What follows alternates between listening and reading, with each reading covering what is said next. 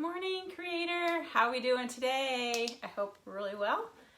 Welcome to Odessa Rose Creates. I'm Robin Schmidt, and I am an independent chalk couture designer, which means I get to offer you our chalk couture products, which are reusable silkscreen transfers, chalk paste, inks.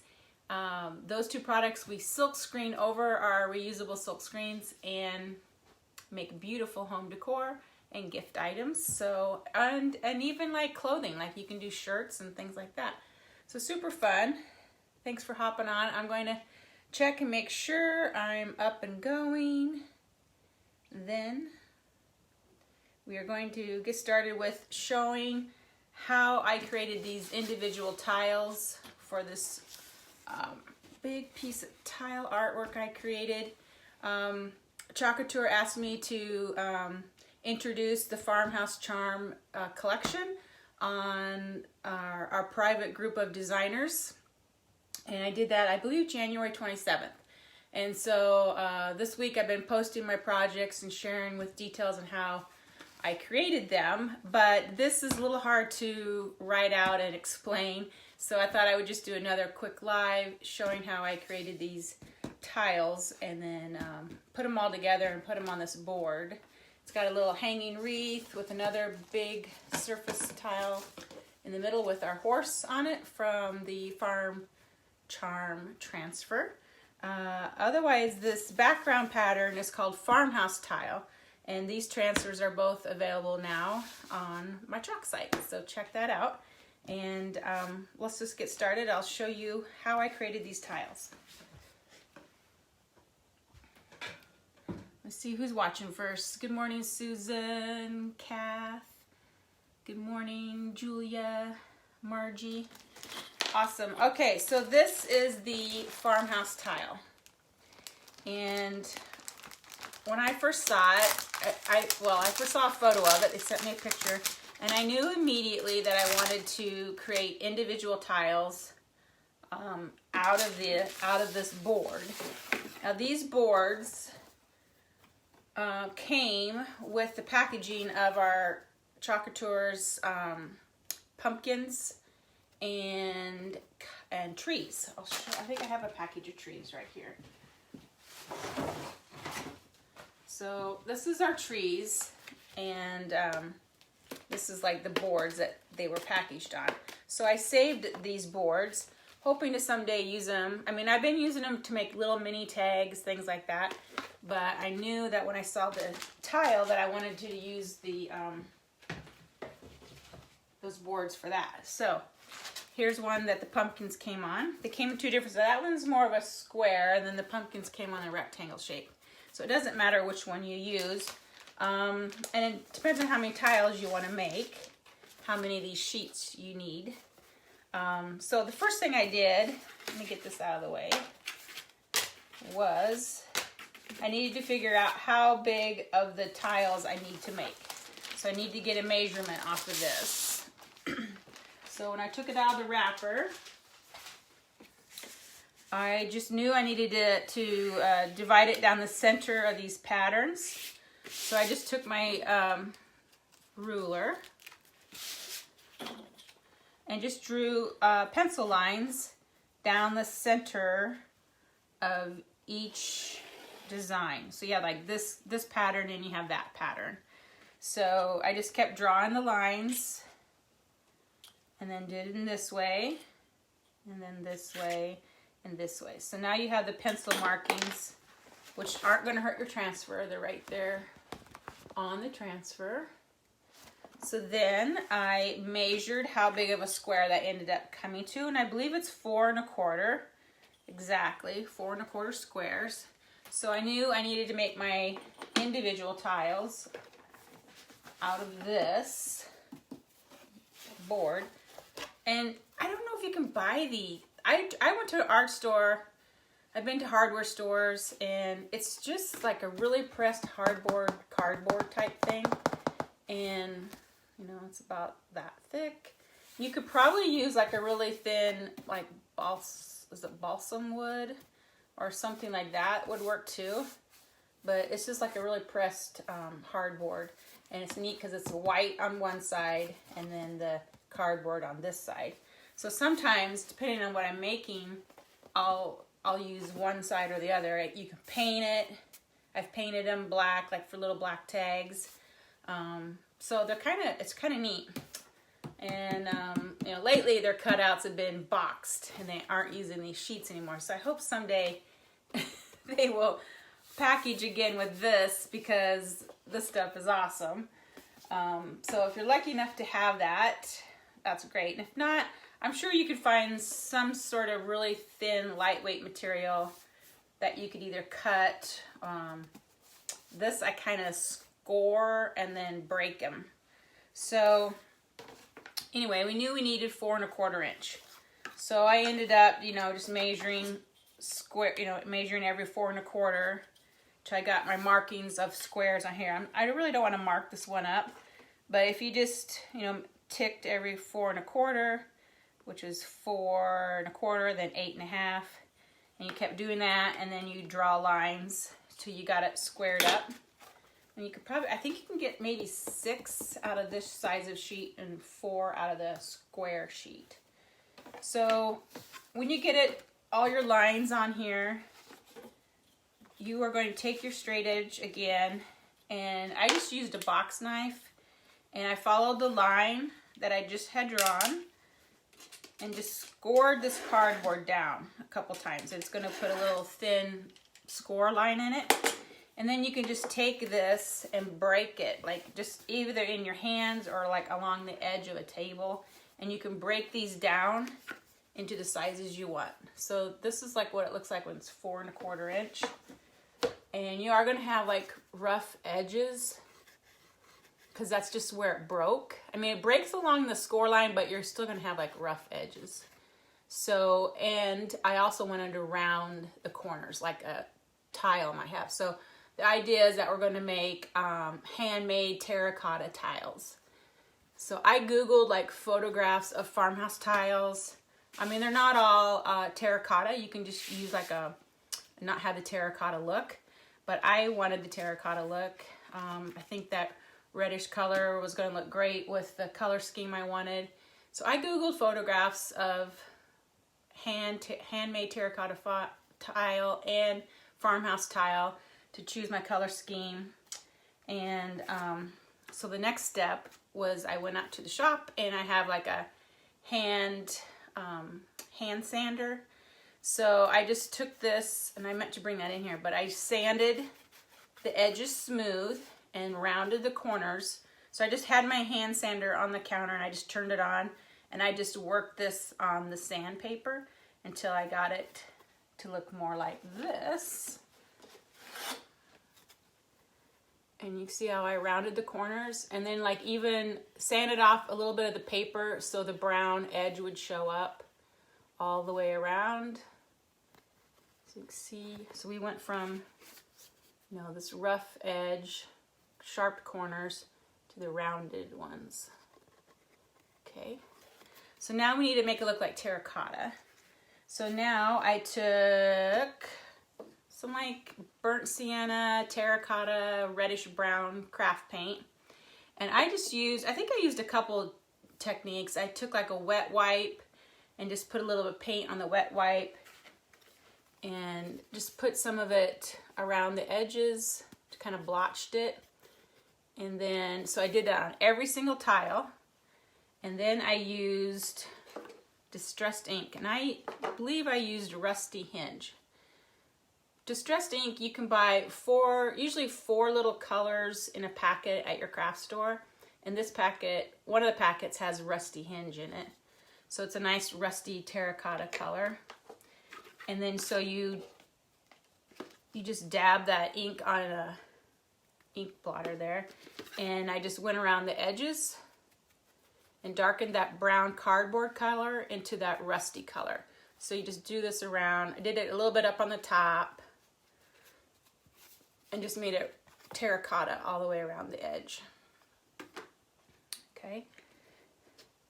So after they were terracotted, after I made them terracotta looking, I then had to put the transfer on. So I kind of had my pencil marks here on my paper, right? So that tells me where each tile needs to set. So I would just flip this up. I left it on the backer sheet. And I just started lining up my tiles. So let's pretend these here are all looking like this, but with terracotta on them. And I would just lay them across and line them up with the pencil marks. So you could just, they'll fit perfectly in the pencil marks. Like that. And then I used 3 colors on my tile. I believe this is Greige. I think it's Greige. I don't think it's Dune. Greige, and then maybe Storm, and I can't remember if I darkened the Storm a little bit or not. And then Ocean Mist. So I used the 3 colors. So I just chalked, basically I chalked each square, each color, and then I would just pull it out as it was chalked and set it aside, and then do the next one, and the next one, and the next one. And then I actually, you know, brought in 4 more tiles. So this all has chalk paste on it. So I brought in 4 more tiles and laid them across here and just kept doing it. So I got 16. But I knew in my design I was going to need 24 because it's 6 tiles by 4 tiles. So I had done 24 of them. And these were originally in my design, these would have been in here, like this. I had these extra 4 ones that I have done. They were in this line right here. And this, I was just laying them out on the board, and I knew that I wanted to put Farm Charm down here, but then I got to thinking it may not show up very well on top of this busy pattern, and I really wanted it to show up. So I made 4 more tiles and just did them plain terracotta. Okay, and then before I chalked the tiles, before I did any of this chalking, I waxed every one of these because it's paper and you don't want, you know, your transfer sticking to the paper and potentially ruin your tile and ruin your transfer. So apply a little bit of finish wax on top of your paper tiles. I would probably do that even if they were wood or whatever you're doing. Just put a little wax on it. So I pulled out those 4 and I put in the 4 white ones. And I also took that transfer and laid it underneath the transfer like I did here and chalked them. And then I placed them in here. So once I had them all figured out, you know, where I'm going to lay them and, you know, the border and everything. This was a reclaimed sign. It was repurposed. I just painted over what was underneath because you can see in the corners here what's underneath this. So I painted that over and then laid in my tiles, and then I glued them with hot glue and E6000. I usually use a combination of both, and that's just because E6000 is a stronger glue, but hot glue sets it faster. So I use a little bit of both and got those in the place I wanted them. This Farm Charm color, this dark blue that's here on the horse and here, is a hand mixed color. You know, they sent me the Summer Splash color, which is a shimmer blue, and I kind of wanted that shade of blue, but I didn't want the shimmer in it. So I just mixed some blues with probably brown, black, and gray just to get it to the shade I wanted, and then used that color in here and here. So let's talk about this. This tile here, I also, which is from our new Couture's new Simple Shapes. When you order Simple Shapes, you get 2 squares, and they're very thin, okay? And you get 2 circles. So I took one of the circles and kind of did what I did with these. I actually painted brown around the edge and then put a little bit of the paint and the distressed ink around the edge and chalked on my horse. And then I used my crocodile and punched a hole in it, right like this. And I used a little leather strap, but you can use, you know, whatever you want. But this is a little leather strap, or a little, it's not really a string because it's flat. And, you know, put it through the hole, through, you know, around the wreath.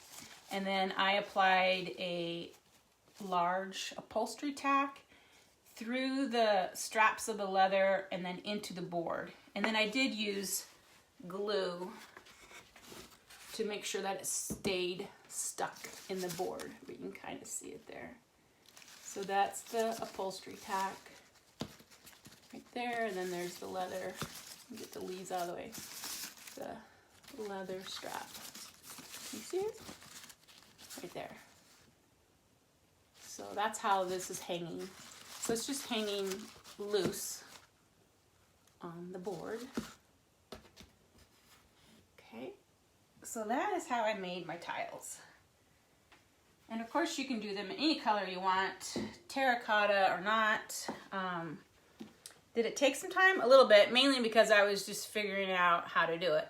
Now that I know how to do it, I don't think it would take me very long to create them. And you know, now I have 4 extra ones because I pulled them out of the design. And you know, I could put these 4 together and you know, put them on another sign or do something with them. I know I have another one, but I can't seem to find it. Pretty sure I brought it over, but anyway, I could always take another, you know, 4 of these and put them on a piece and maybe put something underneath it, or there's all kinds of things you can do with them. But that's how I created those, and it, you know, it's kind of hard to write that all out, so that's why I decided to show you, especially my customers and friends that aren't Couture people that were not able to watch that presentation I did. So that's why I decided to show you all again. Okay, so that was that.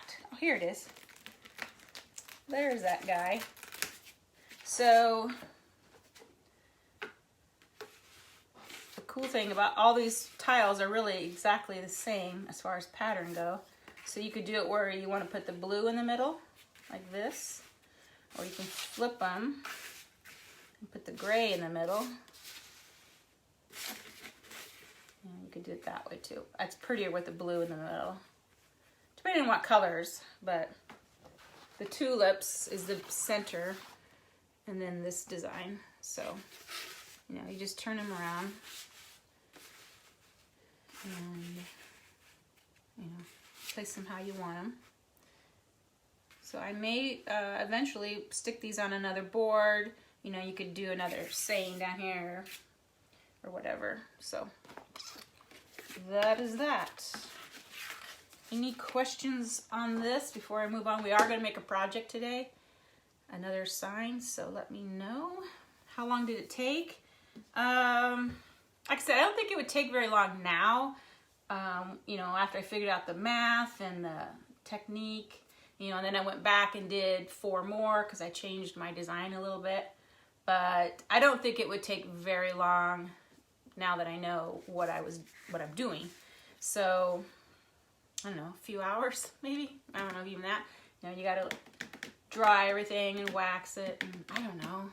I think now, you know, it's just measuring out the cardboard, cutting it, sanding it down, and then waxing. Once you do that, the chalking doesn't take very long. It's just, you know, making your tiles. Not that that's very long, but you know, you're making 24. It depends on how many you're going to make. If you're just going to make 4, then obviously that's not going to take very long. And you could just make the 16 and just, you know, just do that. So it just depends on how many you want to make, I guess. So any other questions? I've got my iPad here looking through. What are the tiles? The tiles are made from, it's a pressed cardboard. This is included in packaging of some of our product, our former product.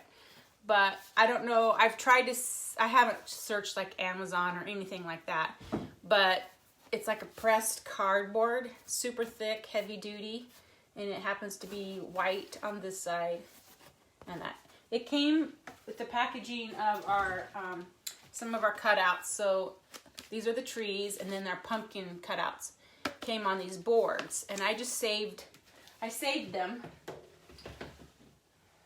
in case I ever wanted to repurpose it. So that's what that's from. I did go to an art store and found, and you know, they had like a, I think they called it press board, but it was a lot thinner and flimsier than this, and it didn't have the white on the one side. So I'm sure, you know, you might be able to buy it on Amazon, but it may come in big sheets. I don't know. So that's the thing. But I think you could use like a really thin balsam wood or something like that. You know, an inexpensive craft wood that you can buy sheets of also. You just may have to actually cut them or cut them with a good knife, but that's how I made them. So I explained how I actually cut them and break this and cut them, and I explained that earlier, so you can go back and watch that. Anything else? Hi Robin, did you get your distressed ink from that scrub?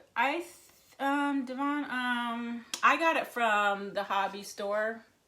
I did the bigger pads, because there's distressed ink and there's a different kind of ink. This is all made by Tim Holtz, Holtz. But you can get it at any craft store or Amazon. So, distressed ink. I don't know if I can see. It's Tim Holtz. He makes a lot of craft or scrapbooking products, but obviously this isn't just for scrapbooking. So check that out.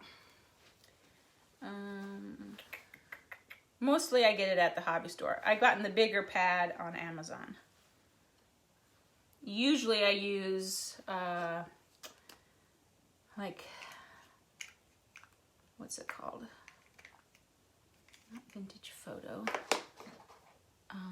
Walnut stain is a nice dark brown. That's good for antiquing. Vintage Photo is a little bit lighter brown. And then this is Rusty Hinge, which was that rusty terracotta color. And then you just get their little, these are replaceable little pads. And make sure you get the foam ones and not the felt ones for distressed ink. The felt ones don't work very well at all. So make sure you get the foam pads, and you can get replacements for them when they wear out. Or maybe you want to have one for each color. Like I have one just for the red ink and one for like green ink. So you can buy a package of these. You get like a couple of these in a package, and then you can buy replacements of these too. So all by Tim Holtz. Okay, what else? Hi Gail, Diane. So yeah, so go back and watch the tiles. You can go back and watch the replay on how I made them, but that's where I got them from. Like I said, I'm sure you can use a really thin wood, or maybe you can, I mean, you might even be able to use regular cardboard. Just paint it first and then cut them.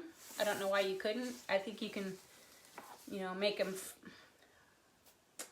fake enough to make them look real. Paint them up to make them look real. But you could probably use cardboard. But it's a nice, good cardboard. Okay, so I wanted to make a sign. Where'd it go? I'm going to use the background of this pattern. So we're going to lay that on first. And then we're going to use a laundry sign. This is a retired laundry sign, but we have a new laundry. Same size as this one. It's called Endless Laundry. I'm going to show it to you here. This is the current one we have. Endless Laundry. I don't think I have it, but it's very similar. Same size. This one just has the hanger on it, which I like. So we're going to do that on this. And really the Couture's diagonal palette sign board is the perfect one. I have several of them, but I'm saving them for a class, so I didn't want to use one up today. So I'm repurposing a discounted sign that I painted over. But the palette sign is what I'm going to do in my class here in Omaha. And we're going to do a background tile. We're either going to use this one or the other tile, which I can't remember the name of it. And then they're going to be able to choose which transfer they want to put over it. And they have about 10 or 12 choices of what they want on top.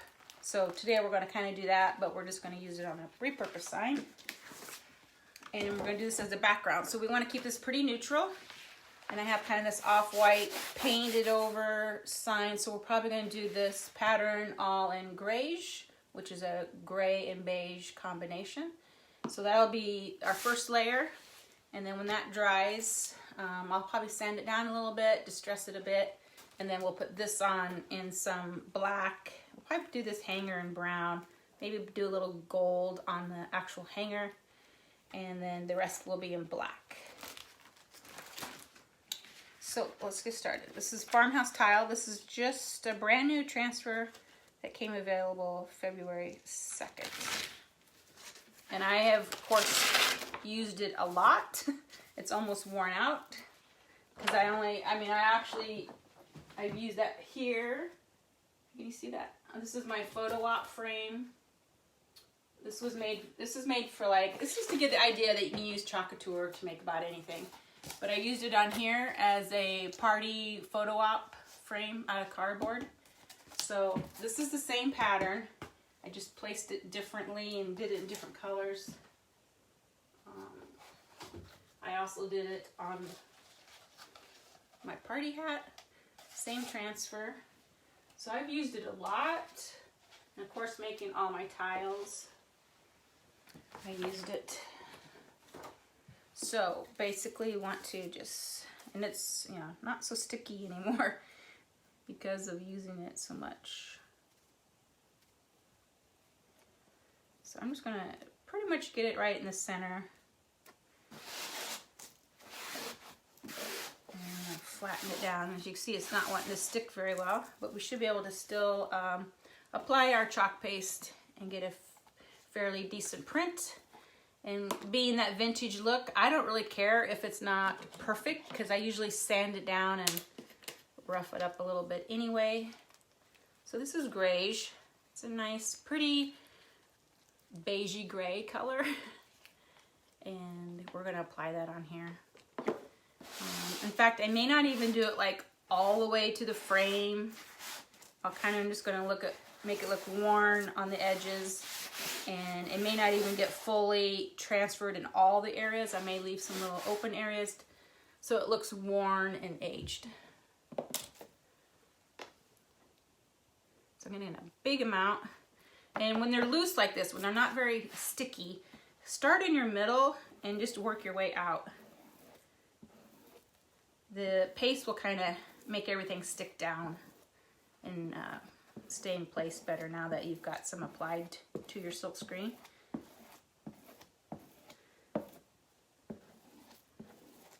So I'm just taking it out towards the edge. And like I said, I don't care if it goes right up to the frame. I actually don't want to get the paste on the frame because I didn't put any tape on it to keep it from getting chalk paste on it, but it'll be all right. I'm going to get another big clump and go this way with it.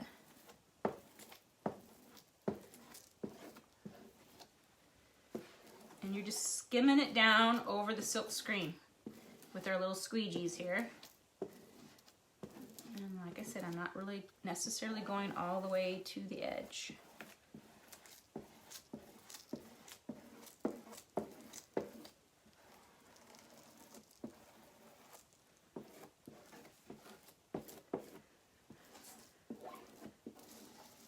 Now with this, our older formula of chalk paste dries pretty quickly, so you need to work quickly. Now we're coming out with a new dreamy, creamy formula, they're calling it, and it's not going to dry as fast, so which gives you more work time, which is going to be nice. But I'm going to try to work with this fairly quickly and get it up. So now I'm skimming it down and removing all excess chalk paste. There's no sense of it going in the drain because we will wash our transfer, and so we can reuse it. So try to get all the extra chalk paste up so you're not washing it down the drain, so you have more for your next project. So now we're just going to pick the screen up, and it's going to leave our pattern there, and it looks really pretty. So I'm going to lay this on its paper right here. And you know, our papers are the back, we call them the backers, and there's a shiny side and a dull side. So you want your sticker of your transfer to stick to the shiny side, actually, so it doesn't stick. You don't want to lay it on the paper side because it could stick, if it's really sticky, it could stick to the paper and tear your paper and possibly even ruin your transfer. So here we are, we've got our pattern on there, and we want to dry this. You can use a hair dryer. Couture's coming out with a new drying tool. This is an embossing gun, so it puts out a lot of heat, so you want to make sure you don't get too close and keep it moving. You don't want to overheat your chalk paste. Okay? I'm just drying the chalk paste.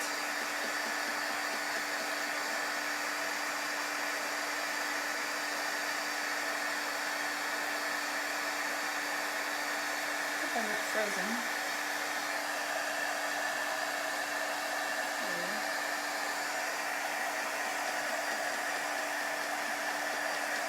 Okay. I'm gonna get my iPad here to work. And you put something on transfer that isn't sticky. Let's get this dried.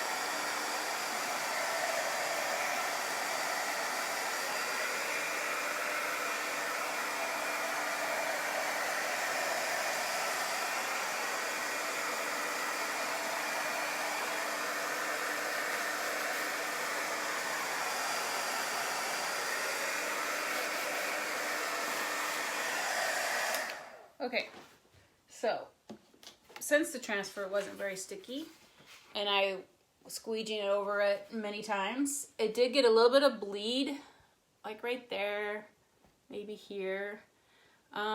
Usually it depends on how my project's going to be. Since this is the top or the first layer, and I'm going to do another transfer on top, I may or may not clean that up because chances are I'm going to sand this down and I'm going to rough it up anyway, so it's not really going to matter that has that bleed through. But if you are picky and you want it to be perfect, dry it.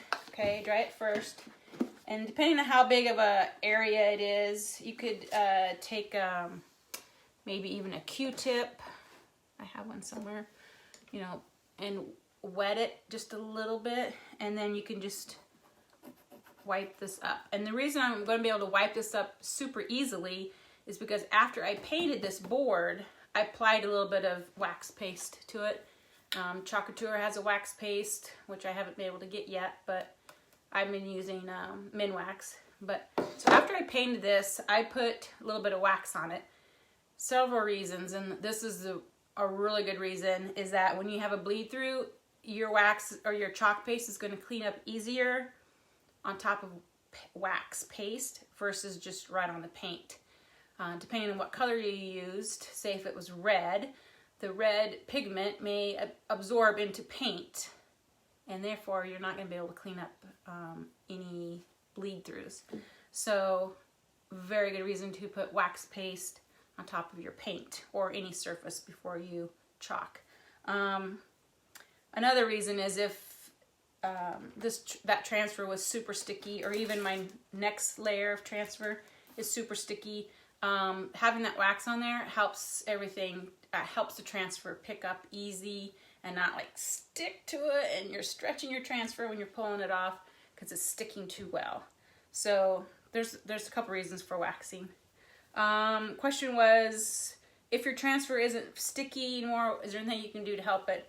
Now some gals have used self-adhesive spray, but don't spray the transfer, spray your surface.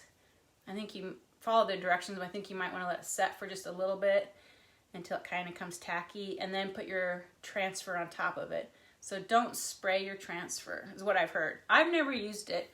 I just, kind of like I did, I started in the middle and worked my way out. And probably the reason why I have bleed throughs is because I went over it many, many times, and that may have caused, you know, it to loosen up a little bit. So really the best thing, I'm worried that sticky spray might stick into the fabric of the silk screen and maybe block it a little bit. So I've never tried it. Usually I just try to chalk just very lightly over it and not use a lot, so you don't have to skim it down very much. But you know, it's just preference. So I'm using a wet wipe, and I'm just going to pick up those bleeds a little bit, just rubbing it on, and it's going to just pick up your chalk paste with the wet wipe. Or you could use a wet, if it's a really fine space area, you can use a little Q-tip. But it's coming up very easily. And like I said, that's because I have wax underneath it. And you want to do that before it really cures, before your chalk paste really cures on there. Once it gets really hard and cures, it's going to be harder to get off. So do it right away. It's easier to do it after it dries, believe it or not, because if you actually go over a little bit too much and your paste is too wet, then it starts smearing, and then you have a bigger mess than what you started out with. So dry it and then remove it. Just works a little bit easier. And it's like that easy. So, but I removed the smudges, but I am going to sand it and distress it a little bit. So, you know, it's not that important that I did it on this piece. But we got it cleaned up, just so I could show you. I'm just going to dry that, whatever moisture might be on there, I'm just going to dry that off a little bit.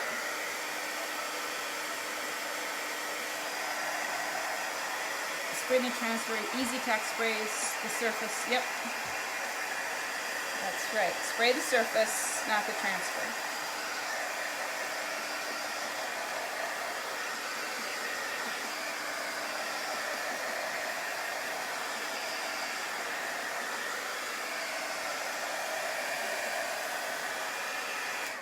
I think I did order another one of these transfers because I know I'm going to be using it a lot. Like I have several of the plaids, and because I use them a lot, and so I'm going to have another one that will be newer and more stickier if I need it.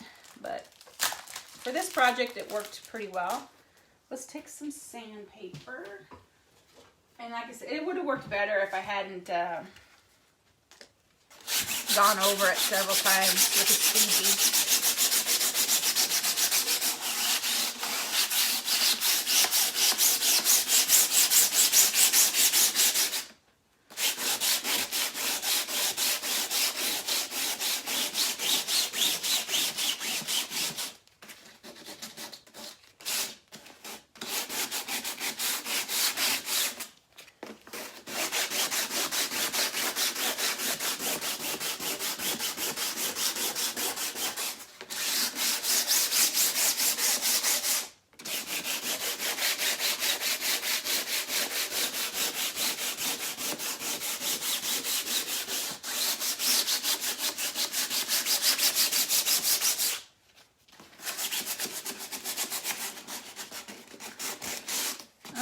So, a couple reasons that I'm sanding it.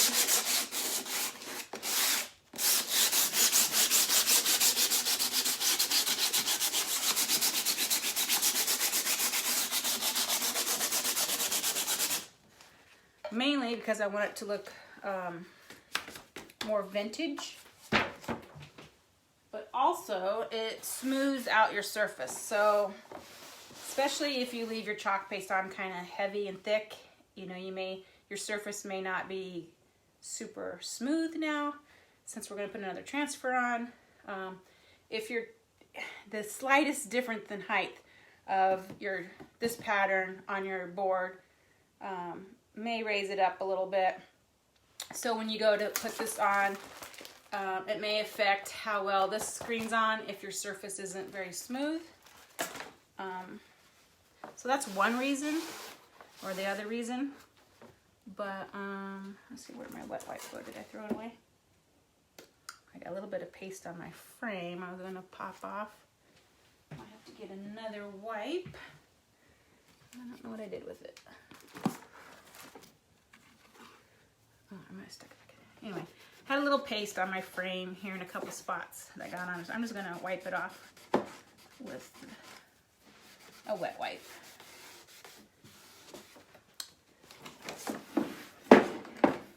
So now I'm just wiping off the dust, which is collected in the corner here.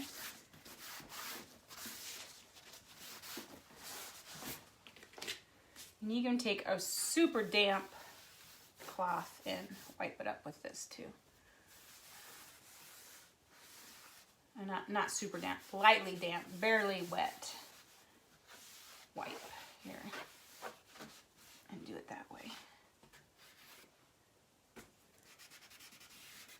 Get off any paste that might be on my frame.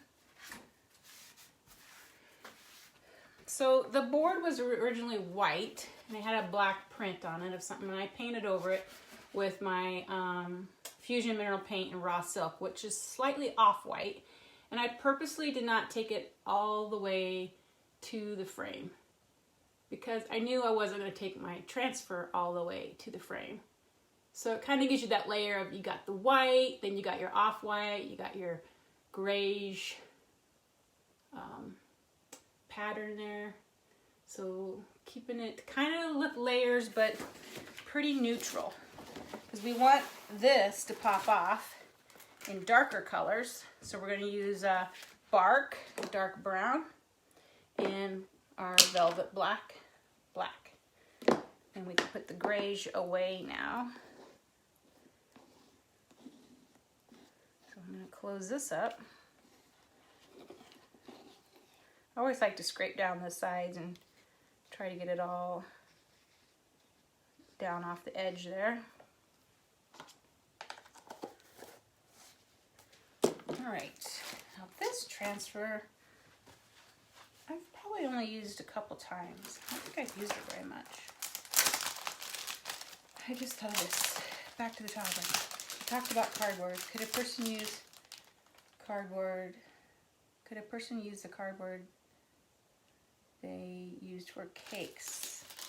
Yeah, it's got like the white side on it. I think you could. You know, some regular cardboard kind of has a little air pockets in it. But I think, you know, putting it up there and you wouldn't be able to necessarily sand it. You would just be cutting it, which to me would take longer. I mean, you can still cut it with a knife, but then you're going to cut the corners by hand probably versus sanding. But if that's the only thing you got, then, you know, go for it.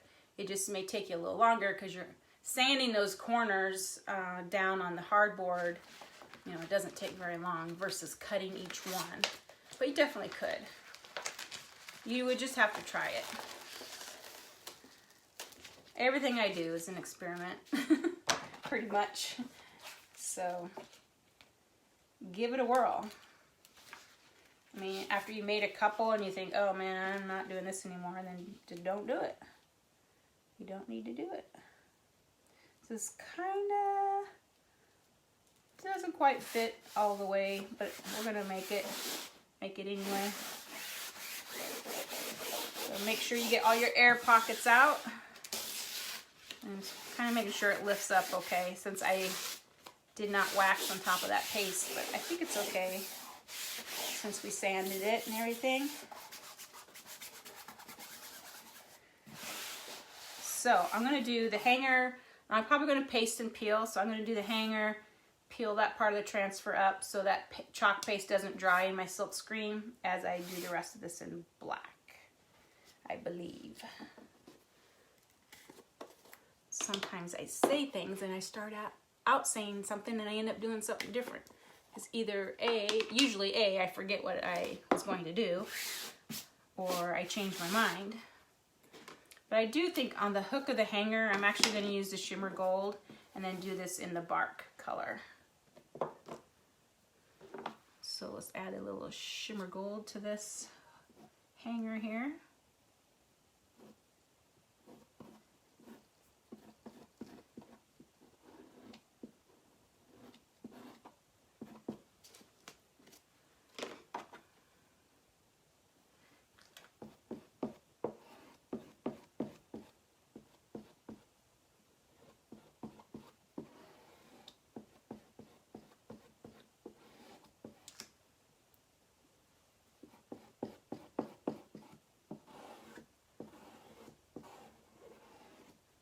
Okay, skimmed it down. I'm just going to lift this up to release the chalk paste out of the silk screen.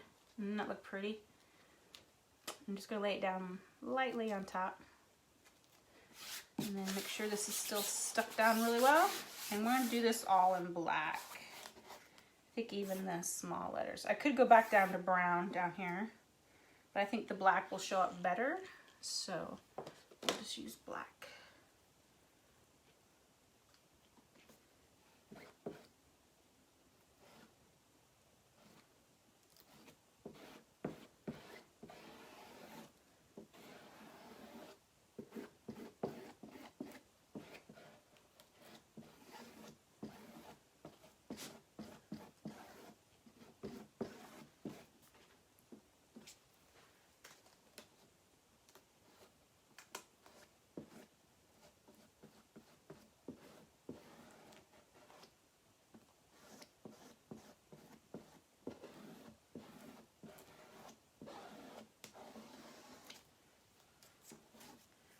And just a little bit more. Skim it down and try not to have any squeegee lines where you kind of see where you ran your squeegee across, because those lines will show up on your lettering. So try to smooth those out. And you could just pick up your transfer. I'm just going to lay it on there. And then this transfer already had built in the lettering. It's not solid. It has distressed spots in it, so it already looks like it's worn and vintage looking, which will show up on your sign. So you'll see it's not a solid lettering. It's got the distressed look to it. So isn't that pretty? Very, very farmhouse vintage looking. I think it's pretty cool. It was a good print. I don't think we have any bleed throughs. So I'm going to dry it with my dryer. And it'll be done.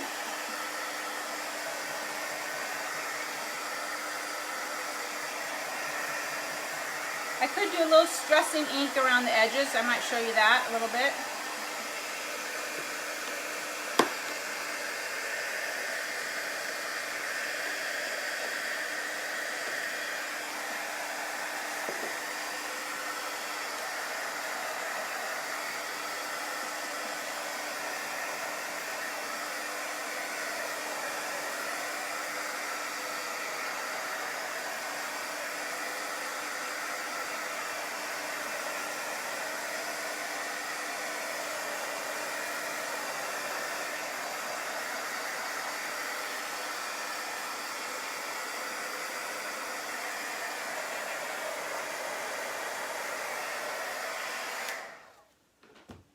pretty.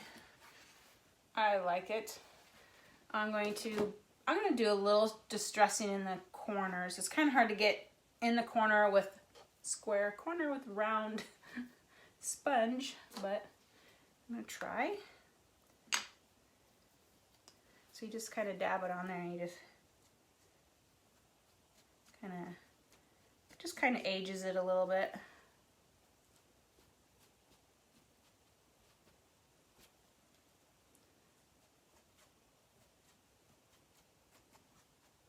And sometimes I just might brush a little bit of it throughout the sign.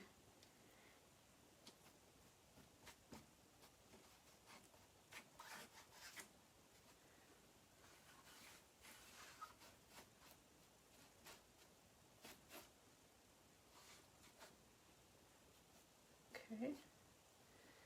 And I might even do a little bit darker one. That was Vintage Photo, and it's kind of it's not as red as the rusty one, Rusty Hinge, but it's kind of reddish. So I'm going to add a little bit of the walnut stain to it also.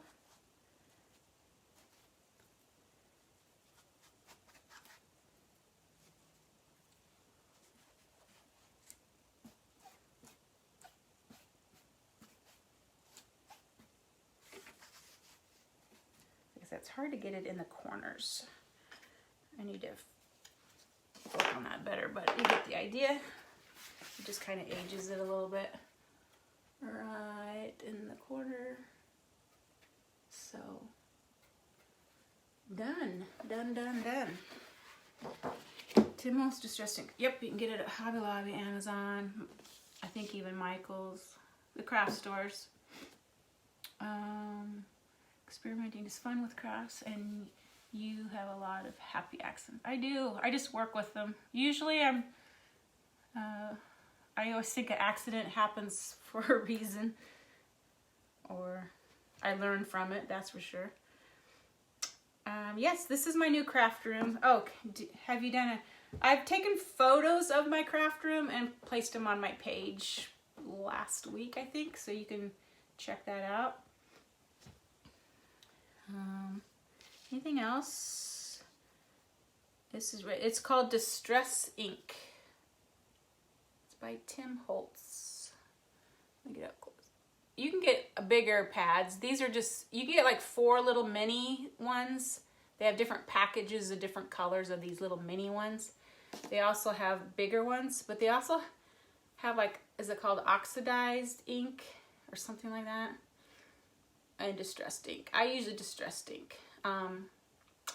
So find that. The bigger pads are hard to find, like at Hobby Lobby, in distressed ink. But you can buy them on Amazon. That's where I got my big one at. And so anyway, and you can buy these at the hobby store also. Okay. Do you sell the signs when you are done? Usually I do sell them. I just opened my Etsy shop like 2 weeks ago maybe. I don't know if it's even been 2 weeks. Otherwise I do 2 craft shows a year. They're big craft shows here in Omaha.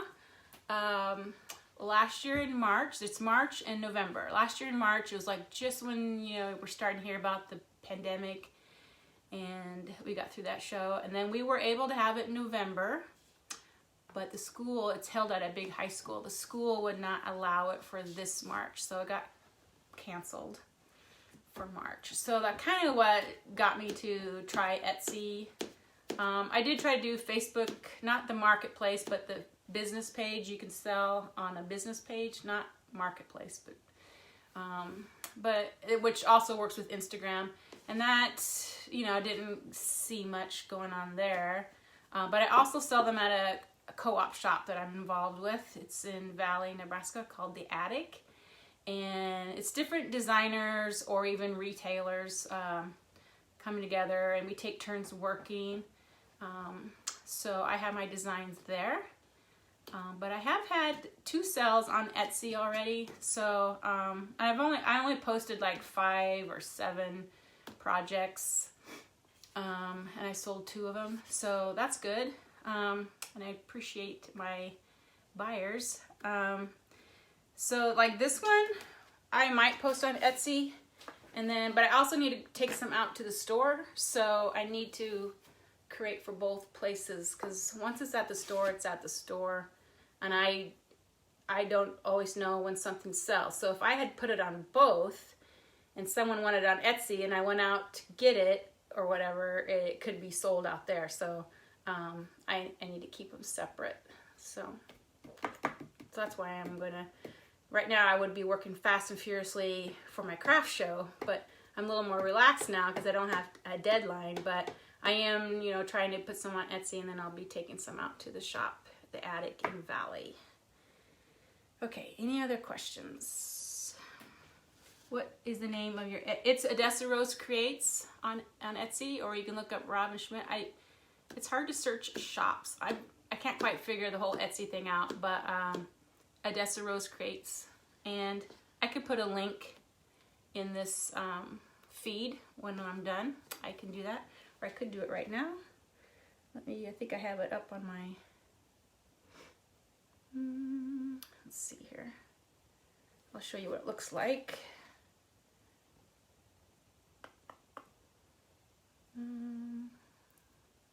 I'm on my shop manager. I gotta find my shop actually. So listings.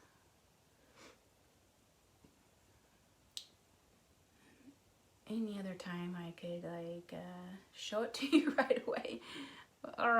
Hold on.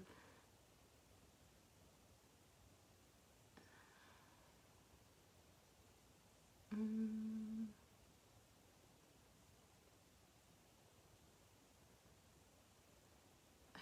just want to go to my manager. Okay, so it looks like this. It's got this header is pictures of me creating, and then there's my items that are for sale right there.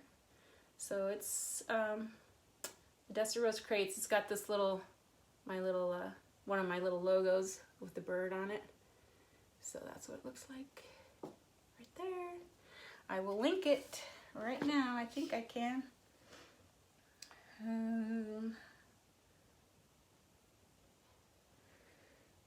There it is. Copy. And paste. Let me find my, gotta go back to my live. It went away.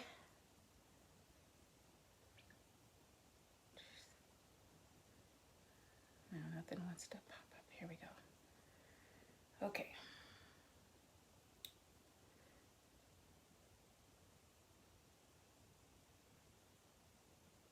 There is the link. Okay, so thank you. Somebody already favorited my shop. Okay, so okay, one more time. Any other questions? You found it. What is okay? All right. Do you seal? I usually do seal these with wax. Yes. I like to wait till it cures really well sometimes, especially on black. Sometimes that wax paste can look kind of fuzzy on top of the black, especially if I'm layering. So I like to let it cure really well before I wax it. You don't necessarily have to, but it just makes it that much more hard and durable. So especially when I'm packing signs to go places, I just know that they're harder when I have the wax on it. So I don't have to worry about them getting scratched. Thank you, Anne. Okay, so go back and watch if you're just getting on. I explained how I made these tiles in my farm charm tile piece. And then we created this sign with the farmhouse tile in the background. Okay, let's go check it out. Thanks for watching today, and I will chalk with you later. Bye.